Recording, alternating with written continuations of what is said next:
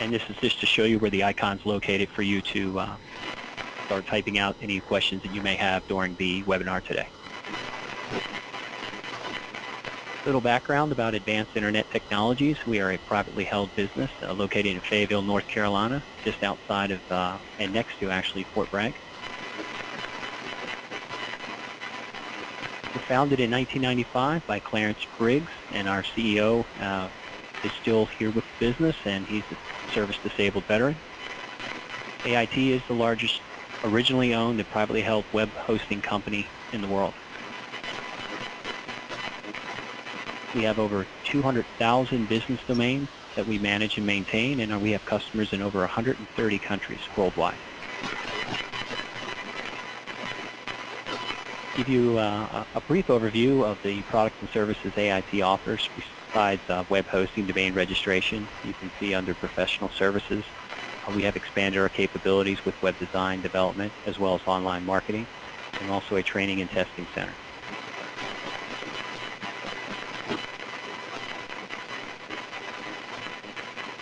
And what we're going to take a look at today is some of the challenges that we see with our customers and with users on the internet. 47% expect the web page is going to load in 2 seconds or less, and nearly 40% will abandon a website they're trying to go to if it takes more than 3 seconds to load.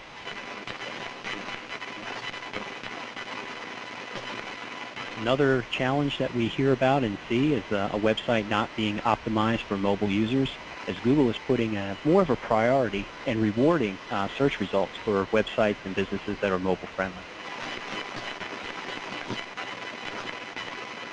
Additionally, when someone does go to a website, if there's no call to action for a customer, if they're not sure what to do, what the next step is, they'll leave and go to a competitor. Over half websites don't have a call to action button or option that's traditionally above the fold, and above the fold is what you'll see on a website as it'll resolve when you're looking at it from your desktop or your computer monitor. Website not being personable, that is when a website comes up, giving the customer or a visitor an opportunity to interact, whether there's a contact form or requesting additional information. If people cannot find you or contact you, they won't buy. Also, social media not being integrated into the website. It's important that your visitors and ultimately your customers become brand advocates for you and are able to share and tell others about their positive experience and about your products and services for you.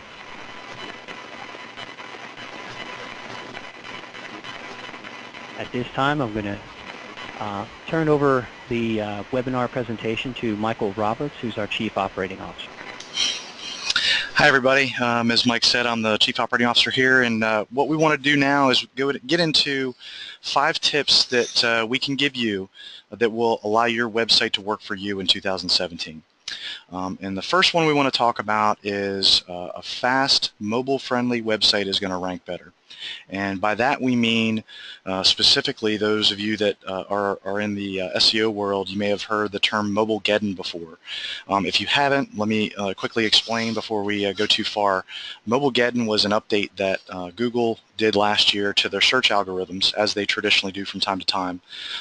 The change that they made was to prioritize those websites that had a responsive or mobile-friendly capability, and those that did not, those that used frames or older technology that was not mobile-friendly, they actually devalued that link, so to speak, in the search results. So if your website was not mobile-friendly, you could have done nothing and actually lost rankings in Google. So Mobilegeddon was a very big deal for a lot of websites, and the impact is still being felt today. We actually spoke with a customer yesterday that was actually impacted by this because their website is not mobile friendly. And here's a quick example screenshot of what Google results will look like for websites that are mobile friendly. Again, they're prioritizing websites that are mobile friendly. So here's some facts about mobile usage so that you understand the impact of how a multi-dimensional website or responsive website will impact mobile users. So 80% of internet users own a smartphone. a very large number if you think about it. And in most cases, we all know somebody that owns a smartphone. It's kind of weird to find somebody that doesn't.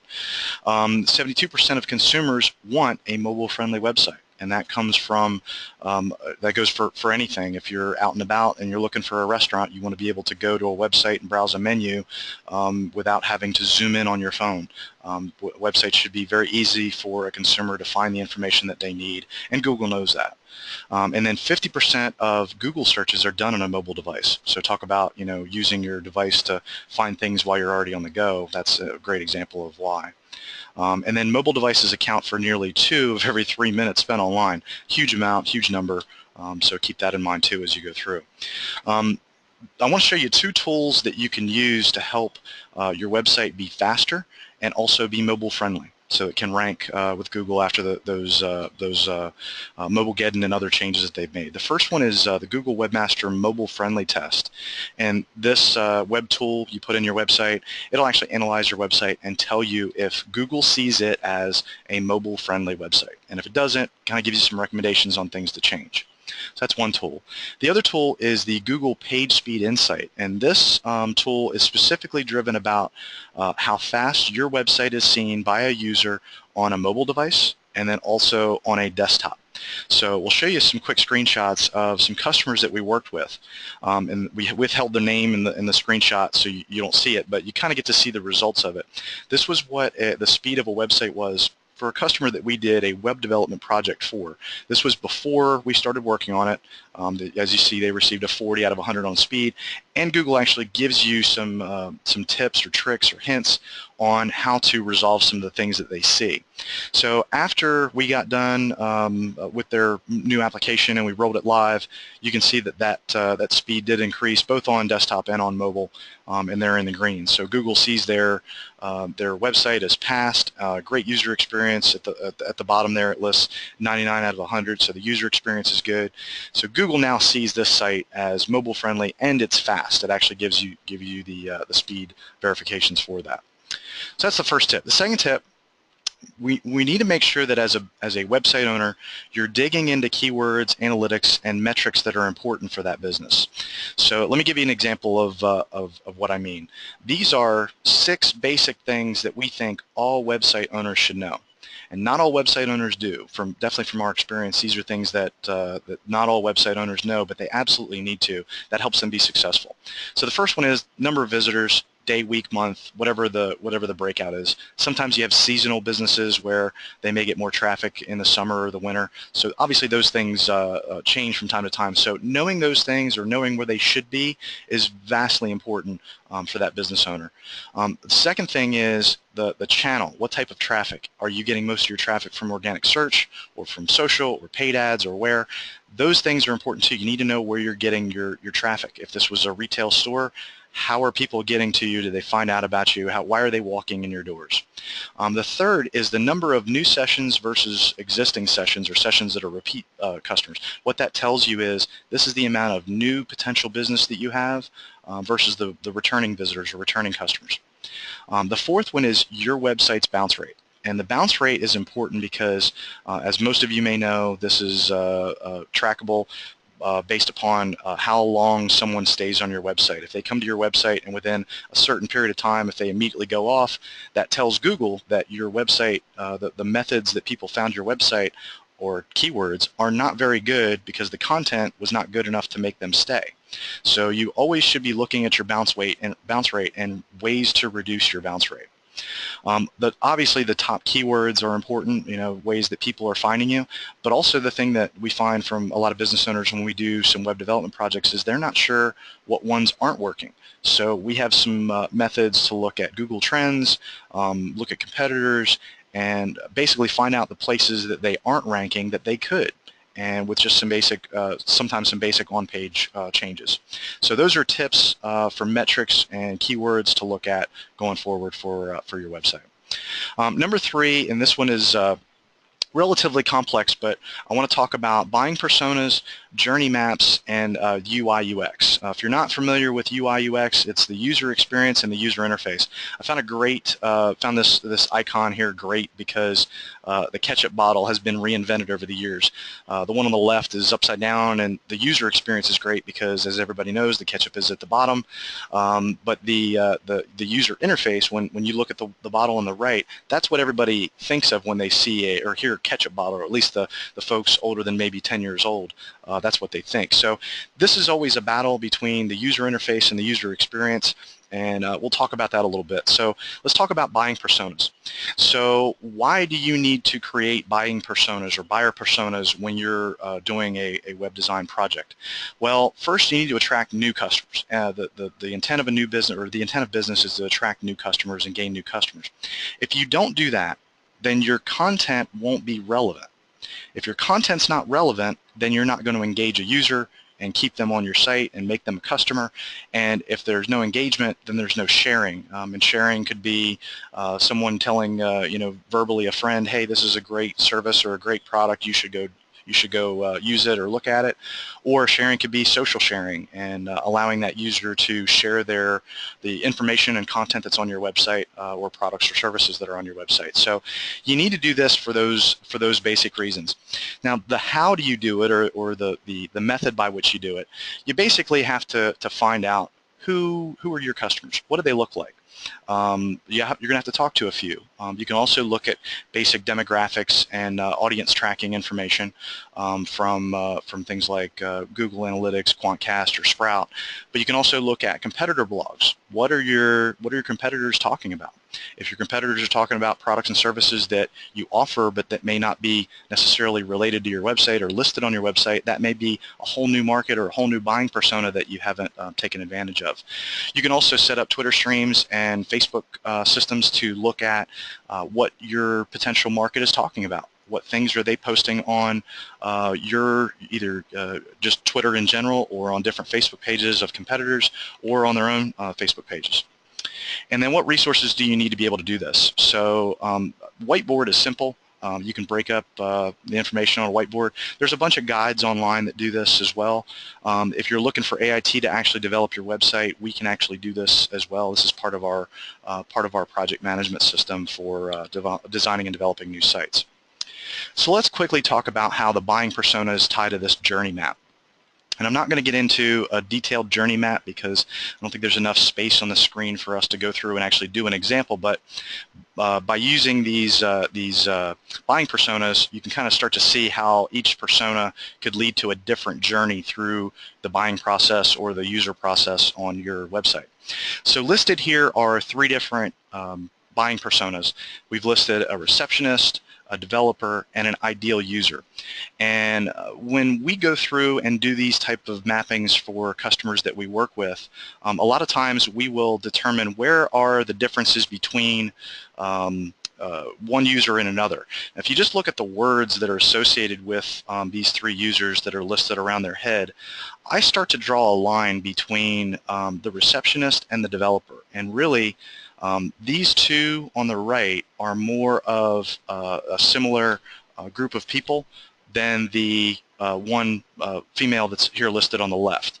And that's because this developer and this ideal techie smart user, they may have the same basic needs and wants with these 2, whereas her need and want may be different. She may need a different type of ordering process or a different method to deliver the product or service that is being purchased. So their journeys to buy a product or service or use your website may be different. And this is where journey mapping helps, and understanding what type of buying personas that you have on your website. So this is an example of a very, very detailed buying persona. You'll see that we listed the name as Susan. If you look in the bottom right-hand corner, you'll see the majority of the time she spends on her tablet. So thus, optimization for the things that Susan wants would be best from a UI standpoint be put on those tablet devices. And there's other things about that persona that may drive user experience and user input. So buying personas, again, they can be very complex, but at the end of the day, this is where you pump out a good website that's actually very, very functional for users that you're targeting in your target market. So tip 4 is use BPIs and APIs. And although they look very similar in their acronyms, they are drastically different, but they do talk to one another. So let's get into that a little bit. So this business process integration is what BPI is. I'm going to give an example of a customer that we worked with over the course of the last year. And they're a printing press company, and what they print is very large-scale printing and large-scale printing needs for newspapers and magazines and those type of things. So they obviously receive large artwork files, and traditionally they would receive them in email. And the problem is with them receiving them in email is it clogs their email because these attachments are very, very large. Also, the other thing that this causes a problem with is when these are sent from the person that receives the original artwork to the production line, and once it's gone to the production line, if that customer decides, hey, I have a change that I need to make to that file, well, it's kind of gone. It's already moved into that business process, and it's down the assembly line, if you will. Well, one of the things that we did to help this business was we created them an OwnCloud install. And OwnCloud, if you're not familiar, it's basically just like Dropbox, but it's an open source version of Dropbox with some other features. So we integrated this process, which allowed their end users to log into a web interface and upload files, their artwork files, which made it so much easier for that process to go from customer to production. It also allowed the files not to have to be moved when they go from the person that's receiving the file and the original order to the actual production process, because the production people are pulling it from the same library of data. So if the user decides, or the customer decides to upload 2 or 3 or 4 different versions, that's fine. They're all listed there, and the people in production can actually sort and ask questions and talk directly with the customer right from that interface. The other thing that we did is we tied in that function inside of their website as well. So as orders are submitted and files are attached, the files go to the OwnCloud installation, but the order is all tracked and processed via a web-based interface. So what we did by doing this and using this part of technology is we integrated by using some APIs. We modified their business process into a very seamless process that took into account all the things that they were doing manually, and it basically made them extremely efficient. So that's BPIs. Some examples of APIs and API integrations that can be done. Here's some examples listed on your screen. Basically, if it has a service online, there's probably a way for you to tie your website to it. And that could be anything from Stripe and AuthorizeNet for payment, all the way to Facebook integrations and Google integrations for logging in as a Google or Facebook account. You name it, it can be done. It can be all tied in on the back end. So we work with a lot of different APIs to accomplish those business process integrations. And tip number 5 is create content, and more unique content. And obviously when we say that, the old adage, content is king. Well, why is content king? Content is king for, I would say, 3 reasons. The first one is Google doesn't like duplicate content. Well, why don't they like duplicate content? They don't want to show you results that are the same article because it creates a poor user experience for that Google user.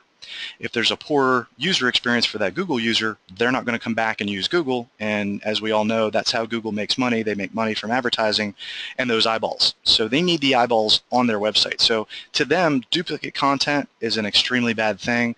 So they want to create, you want to create unique content just for that purpose, if nothing else alone. The second point here is Google's prioritized and rewarding unique content and unique value. And I say unique value meaning no other source is providing the same value, which means the people being driven to your website are doing so because it's unique. So that's another key reason why content is king. The third one is the uniqueness of your content is reviewed internally and externally to your website. And the reason we say this is because, just to give a simple example, think about news outlets, the Associated Press, for example. So the Associated Press may write an article and publish it, and 17 different news outlets include that article on their website. And true, you can see that article on their website, but Google knows there's really one location that has the actual content, and these other places are just mimicking that content. So the search results will be pared down, and if you're a subscriber to the AP, your search result for that article won't necessarily be there unless you're searching for specific, headlines for that article. So the uniqueness is not only viewed inside of your website, but also through the web in general. So copying content from another website and putting it on yours is not going to be viewed as unique. So here's a really important reason why you want to create unique content. 61% of consumers are more likely to buy from folks that have unique content. So there's another straightforward reason without even Google being involved. So how do you create unique content? We recommend creating a blog. You can do this on your website using a bunch of different types of software. And when you create that content, you're going to review your products and services and post them.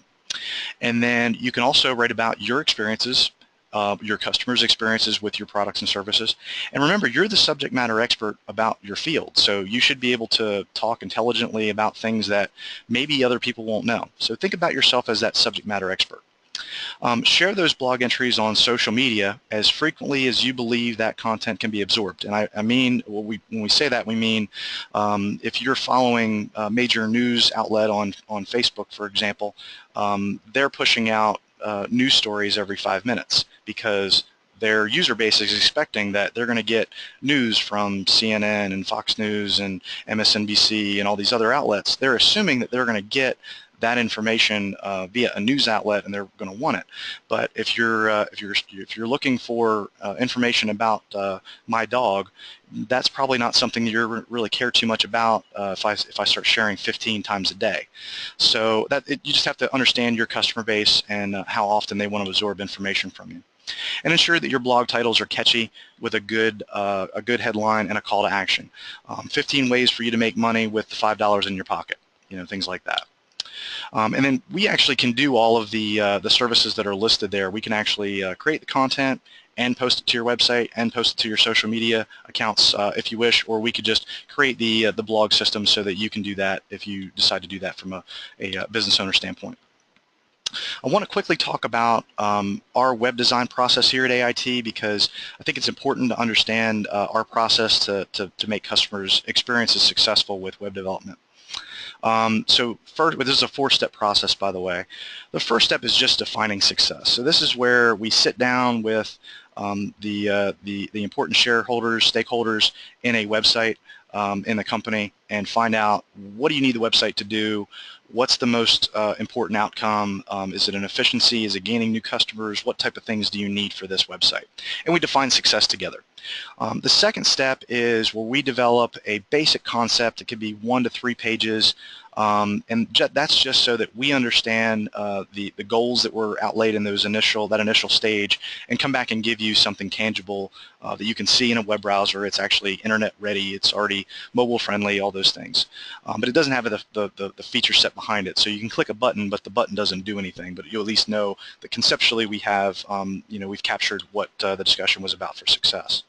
The third step is where we actually make the button work. You click a button and it does stuff. So this is the user interaction, the deep level dive, and making sure that the functionality is all there. And then the fourth step is actually implementation, whether it's a revenue model or an engagement model to generate leads. Whatever it is, we finally implement it, and we're tracking results and making sure that you're getting what you're expecting from a value standpoint, a value proposition. And really what you get out of that is these things. There's a responsive design, which basically means it's mobile ready out of the box for all different types of screen sizes and resolutions. You're going to get agile development. If you're not familiar with the term, that's in comparison to some other development processes out there. Basically means we're coming back to you every week or two and saying, hey, here's where we're at, here's what it looks like. Give us some feedback. Are we doing the right things? Are we not doing the right things? Are there things you need to add to it, add to the scope of the project?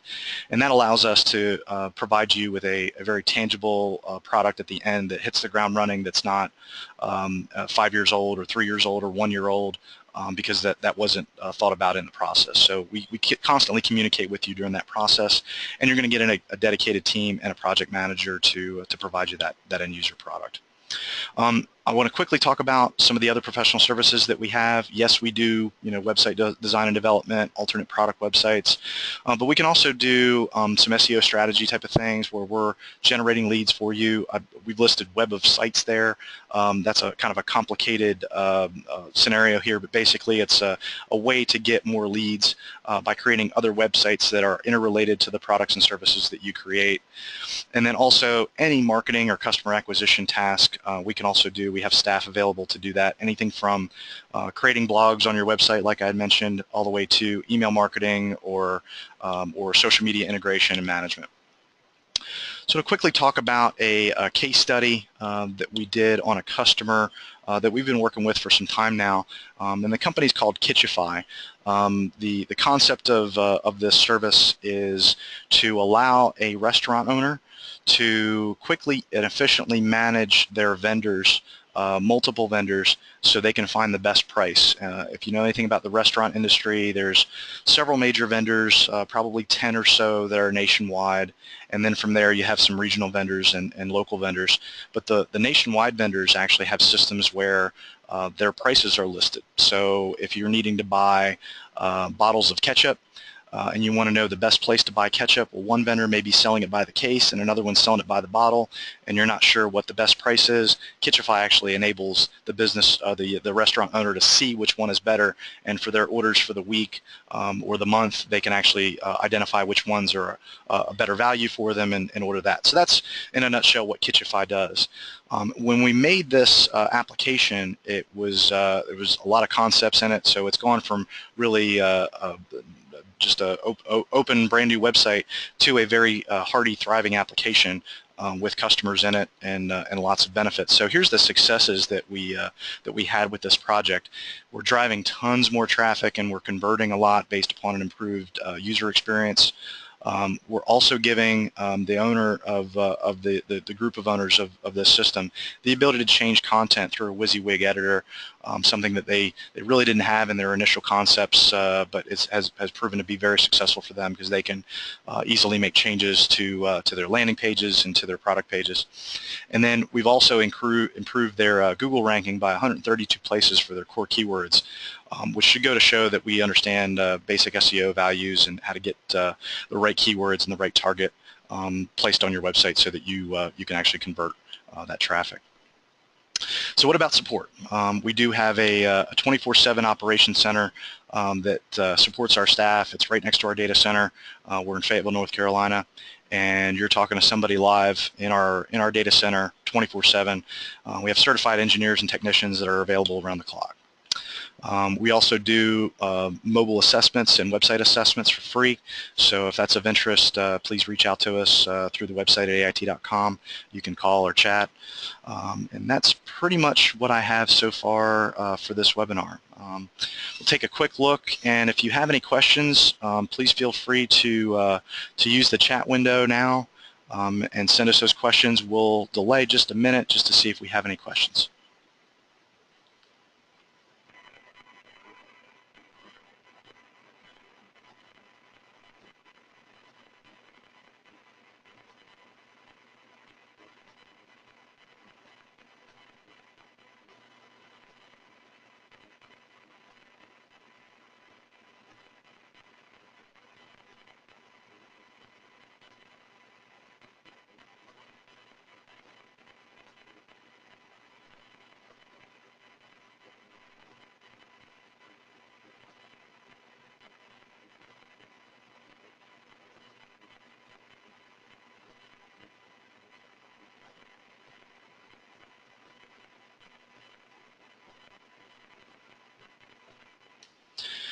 Okay, so we've not received any chats in our chat window here, so I'm going to assume our webinar was very thorough, so thank you for your time. What we're going to do next is we're going to convert this into a video for our YouTube channel, and once that's uploaded, we will send that to all webinar attendees, and you'll have the ability to go back and watch any of the segments that we have here. And also feel free to share that with anybody that you'd like to see the video.